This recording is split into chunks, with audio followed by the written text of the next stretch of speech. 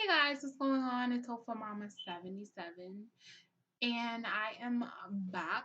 I know it's been oh my Lanta. It's been like a couple of months since I made a video, since I last made a video.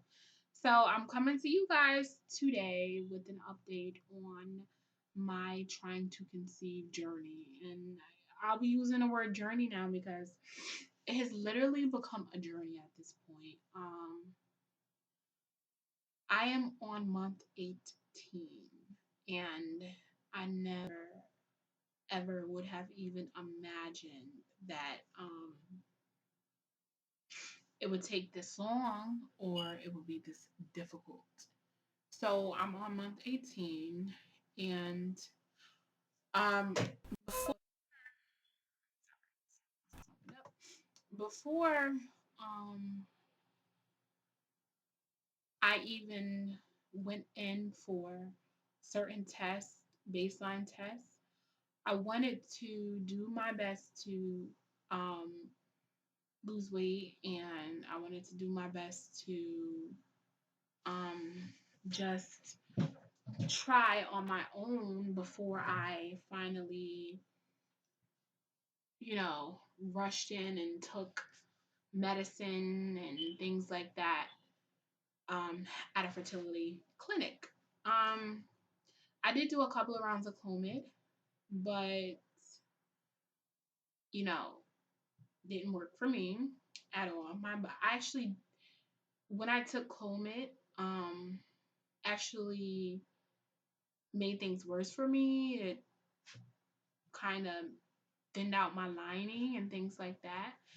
Um, so I registered with a RE because the 4 months of healthy eating and the 4 months of clean, um, green, and non-processed eating that I didn't really have a significant impact on anything. I mean, besides the fact it did make me ovulate earlier, or what I believe was ovulating earlier, because my temperature would go up and because my LH strips would confirm what my temperature was saying.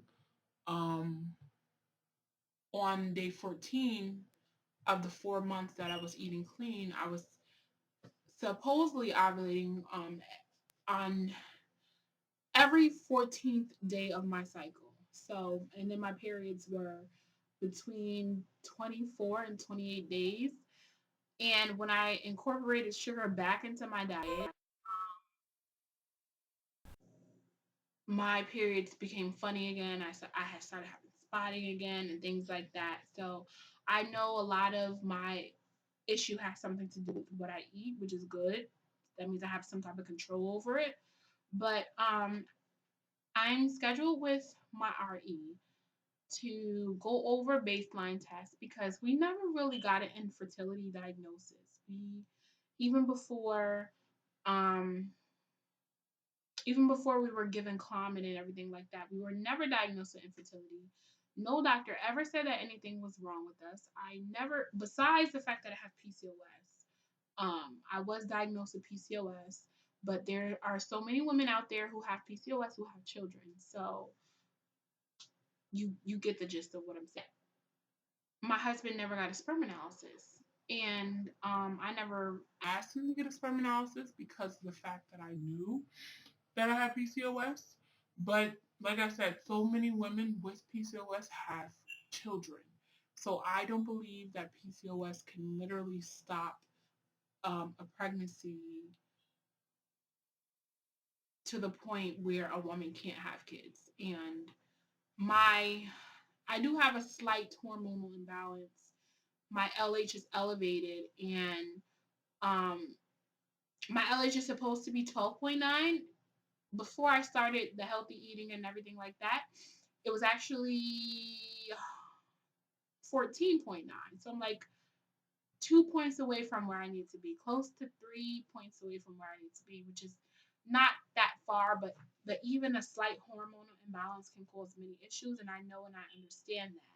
So I spent time direct that seeked any type of assistance in conceiving. So I'm noticing a couple of things that I didn't do.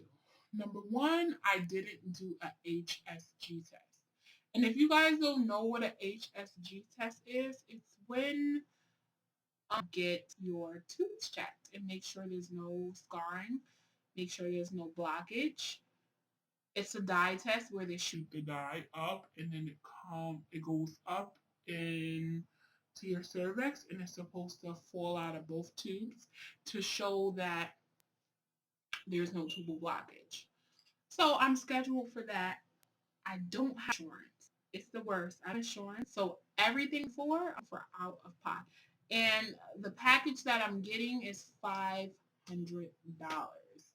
to get this. It's really a discounted package, so it's really good.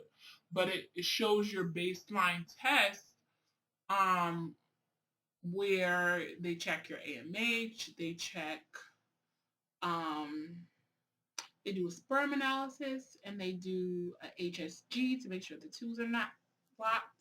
And they do a couple of other, I think, an ultrasound and some other stuff. And it's really a good price. I called the clinic this morning to set up that appointment.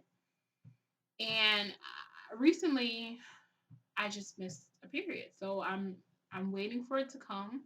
I'm not sure why it's missing, but I'm not alarmed because I have missed periods in the past and it didn't mean anything. So I'm not really alarmed or anything like that, but I am missing and they want to wait until the first day of my next period to call and let them know that my period is here. So when the first day of my period comes, I'm gonna call and set up that appointment because I know it should be coming soon. I'm just probably just a little late. Um,